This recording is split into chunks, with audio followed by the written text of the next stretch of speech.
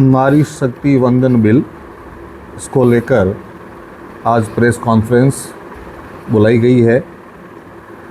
इस press conference में हमारे जैसलमेर के लोकप्रिय विधायक माननीय छोटू सिंह जी भाटी साहब, हमारे महिला मोर्चे के ज़िले की महामंत्री संगीता जी गोस्वामी, सुनीता जी भाटी, उषा जी खत्री, मधु जी शर्मा तथा मीडिया के बंधुओं,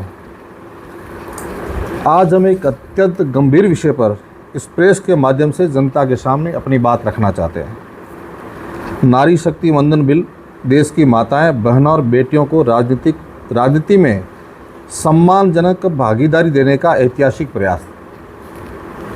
इसके बावजूद विपक्ष द्वारा इसका विरोध किया जाना बहुत ही दुर्भाग्यपूर्ण है।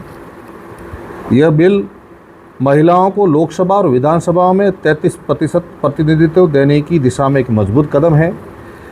ऐसे समय में जब देश महिला सशक्तिकरण की नई ऊंचाइयों को छू रहा है और विपक्ष का यह रुख महिलाओं की आकांक्षाओं के खिलाफ दिखाई देता है।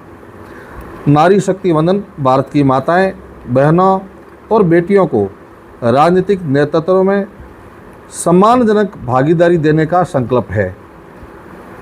महिलाओं को 33% प्रतिनिधित्व देने की दिशा में केंद्र सरकार ने ऐतिहासिक पहल की, लेकिन विपक्ष ने इसका विरोध कर देश की महिलाओं की भावनाओं को आहत किया तथा डिलिमिटेशन से जोड़ने पर आपत्ति जताई गई। यह केवल एक बिल का विरोध नहीं है, बल्कि देश की आधी आबादी की आवाज़ को कमज़ोर करने का प्रयास है। देश की महिलाएं इस विरोध को देख रही है और समय आने पर लोकतांत्रिक तरीके से जवाब भी देगी। हमारा स्पष्ट मानना है कि नारी शक्ति का सम्मान राष्ट्र निर्माण की आधारशिला है। जो दल महिलाओं के अधिकारों के रास्ते में बाधा बन रहे हैं, उन्हें जनता के सामने जवाब देना होगा। लोकसभा में इस विधेयक को 298 सांसदों का समर्थन मिला, जबकि 230 सांसदों ने विरोध किया। संविधान संशोधन के लिए आवश्यक 2/3 बहुमत न मिलने से यह विधेयक पारित नहीं हो पाया। यदि विपक्ष वास्तव में नारी सम्मान के पक्ष में था तो उसे समाधान और सहमति का रास्ता अपनाना चाहिए था। आज देश की आधी आबादी मातृशक्ति ये देख रही है कि कौन उनके सम्मान के साथ खड़ा है और कौन राजनीतिक स्वार्थ के कारण बाधा उत्पन्न कर रहा है।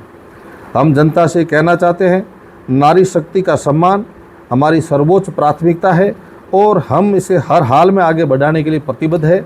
नारी शक्ति वंदन भारत की माताएं, बहनों और बेटियों को राजनीतिक नेतृत्व में सम्मान और जन भागीदारी देने का हमारा संकल्प है। विपक्ष का यह आरोप है कि नारी शक्ति तो एक बहाना है, बाकी नॉर्थ इंडिया में बीजेपी को सीटें बढ़ा दी है। मैं आपसे एक निवेदन करना चाहता हूं कि ये उनका बेबुनियाद आरोप है। डिलिमिटेशन एक अलग प्रक्रिया है। हम इस बिल को बहुत जल्दी इसलिए लागू करना चाहते हैं ताकि देश के अंदर कई इस प्रकार के लोकसभाएं हैं जिनमें वाकई किसी में जनसंख्या वो 40 लाख से पार हो चुके हैं वोटर्स और कहीं 10 लाख वोटर है। तो ये हमें दूर करना चाहिए। इससे क्या है कि ज़्यादा से ज़्यादा सीटें बढ़ेगी और सीटें बढ़ने से मातृशक्ति को ज़्यादा उसमें मौका मिलेगा।